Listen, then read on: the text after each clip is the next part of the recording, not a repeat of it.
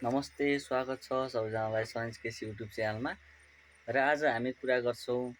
आज भर्खरै कृषि विकास बैङ्क लिमिटेड तह 4 को चाहिँ इक्जामको सेड्युल आइसकेको छ। र इक्जाम चाहिँ पूर्व योग्यता परीक्षा फर्स्ट पेपर प्रिटेस्ट चाहिँ हजुरको यही असारको 24 गते दिउँसो 4:30 बजे रहेको छ भने र लिखित परीक्षाको कार्यतालिका पनि सार्वजनिक भइसकेको छ। रिटर्न इक्जाम चाहिँ हजुरको भदौको 6 गते फर्स्ट पेपर र 7 गते सेकेन्ड पेपर रहेको छ। त्यसै गरी आज हामी त्यति धेरै कुराहरू टपिकमा नगए पनि अब यसको प्रिपरेसन स्ट्राटेजी के हुनुपर्छ भन्ने बारेमा चाहिँ डिस्कस गर्छौँ। अब चाहिँ तपाईँको टेन्टेटिभली अब तपाईँको 20 दिन जति बाँकी छ प्रिटेस्ट इक्जाम हुन। त्यसपछिको झन्डै प्रिटेस्ट इक्जाम भएको 45 डेज भनौँ न, करिब 1.5 महिनापछि चाहिँ हजुरको रिटर्न इक्जाम हुन्छ। अब प्रिटेस्ट पढ्नु पऱ्यो, प्रिटेस्ट पास नभएसम्म चाहिँ रिटर्न इक्जाम दिन मिल्दैन। त्यस कारणले गर्दा चाहिँ हजुरहरूको अब पढ्ने स्ट्राटेजी कस्तो हुनुपर्छ भन्दाखेरि साथीहरू, अब प्रिटेस्टको लागि कसरी पढ्ने भनेपछि प्रिटेस्टमा जम्मी तपाईँको 45 मिनट समय हुन्छ।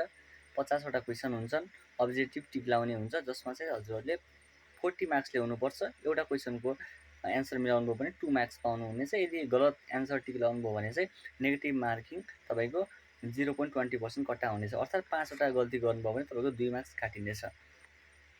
अब हजुरहरूले कृषि विकास बैङ्क लिमिटेड तह 4 को सिलेबस प्रिटेस्टको हेर्नुभयो भने हजुरहरूले त्यसमा इकोनोमिक्स, म्यानेजमेन्ट, अकाउन्टिङ अनि एग्रिकल्चर डेभलपमेन्ट ब्याङ्कको बारेमा र ब्याङ्किङ अनि ब्याङ्किङ एक्ट्सबाट चाहिँ करिब तपाईँको 60 मार्क्सको क्वेसन सोध्छ। यति हेर्नुहोस् त, म्यानेजमेन्ट, अकाउन्टिङ, इकोनोमिक्स अनि ब्याङ्किङ र कृषि विकास बैङ्कको बारेबाट 60 मार्क्सको सोध्छ। यसलाई चाहिँ हजुरहरूले अलिकति डिपमा पढ्ने कोसिस गर्नु होला। त्यसै गरी हजुरको म्याथबाट चाहिँ हजुरको 10 मार्क्सको क्वेसनहरू सोधिने गर्छ। जिकेबाट 20 मार्क्स र कम्प्युटरबाट 10 मार्क्स गरेर टेन्टेटिभली तपाईँको 100 मार्क्सको क्वेसनहरू सोधिने गर्छ, जसमा तपाईँले 50वटामा 27-28वटा राइट क्वेसन लगाएर बाँकी नेगेटिभ कट्टा भयो भने पनि नेगेटिभ मार्किङले तपाईँ पास हुन सक्नुहुन्छ। 40ले पास हो। अबको प्रिपरेसन स्ट्राटेजी के हुनुपर्छ भनेपछि प्रिटेस्टको लागि अब जम्मा 20 दिन 21 दिन बाँकी छ। आज 3 गते गइहाल्यो असारको र 24 गते इक्जाम छ भनेपछि टेन्टेटिभली हामी 20 दिन लगाउँ है। 20 दिनमा तपाईँको स्ट्राटेजी कस्तो हुनुपर्छ भनेपछि साथीहरू, 15 डेज। अब चाहिँ तपाईँले 15 दिन चाहिँ कसरी पढ्ने भन्दाखेरि अबको 15 डेज स्ट्राटेजी चाहिँ अब लगातार 15 दिनसम्म चाहिँ दिनको एउटा सेट प्र्याक्टिस गर्नुहोस्, फुल सेट। अब रिफरेन्सको लागि नेपाल राष्ट्र बैङ्कको सेट पनि लिन सक्नुभयो, अथवा राष्ट्रिय वाणिज्य बैङ्कको एउटा प्रिटेस्टको सेट निकाल्नुहोस्, जसमा सबै एमसिक्यूहरू हुन्छन्, त्यस्तै क्वेसनहरू आउँछन्। र त्यही 50वटा क्वेसन चाहिँ डेली प्र्याक्टिस गर्नुहोस्। यसरी प्र्याक्टिस गर्नुहोस् कि दिनमा एउटा सेट पढ्नुहोस्। धेरै पनि पढ्नु पर्दैन, धेरै पढेर दिमाग मात्रै ह्याङ हुन्छ। एउटा सेट पढ्नुहोस्, तर एउटा सेट यसरी पढ्नुहोस् कि त्यो 50वटा क्वेसन एक सेट पढ्दाखेरि तपाईँलाई त्यसबाट जसरी क्वेसन घुमाएर दिए पनि तपाईँको एन्सर मुखमा याद आउनु पऱ्यो। त्यो तरिकाले दिनमा एउटा सेट पढ्नुहोस् 15 डेजसम्म। 15 डेजसम्म तपाईँले दिनमा एउटा सेट पढ्नुभयो भने 15 दिनसम्म तपाईँले डेली 50वटा क्वेसन गर्नुहुन्छ। करिब तपाईँलाई 250-250वटा क्वेसन प्र्याक्टिस गर्नुहुन्छ। 250वटा क्वेसन तपाईँको मुखमा याद हुन्छ, त्यो पनि इक्जाममा आएको र आउने टाइपको प्याटर्न पनि थाहा हुन्छ तपाईँलाई। अनि बाँकीको 5 दिन चाहिँ अब फुल टाइम मोक टेस्ट दिनुहोस्। दिनमा 2टा होस् अथवा एउटा, बाँकी 5 दिनलाई चाहिँ एउटा टाइमर लगाएर सेट प्र्याक्टिस गर्नुहोस्। 45 मिनटभित्र गर्न सक्नुहुन्छ कि न, यसरी चाहिँ हजुरले गर्न सक्नुहुन्छ।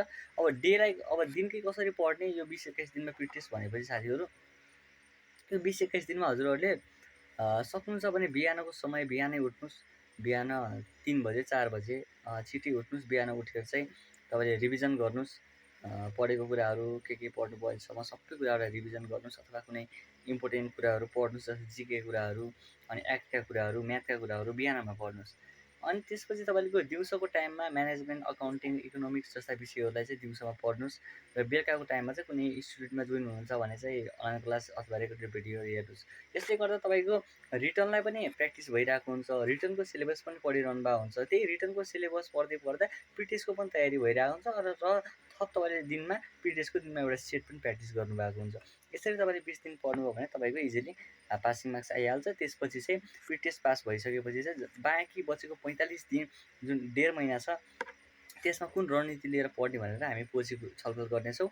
र आज चाहिँ मैले यति जानकारी दिन खोजेँ। आज हाम्रो प्रिपरेसन ब्याङ्किङ प्रिपरेसनको डे 4 रहेको छ। डे 4मा चाहिँ आज ठ्याक्कै हजुरहरूको चाहिँ कृषि विकास बैङ्क लिमिटेड जुन चैतको 21 गते हजुरको विज्ञापन भएको थियो, झन्डै छिटै नै इक्जाम बनाइदियो। असारको 24 गते प्रिटेस्ट इक्जाम र भदौको 6 र 7 गते रिटर्न इक्जाम भएको छ।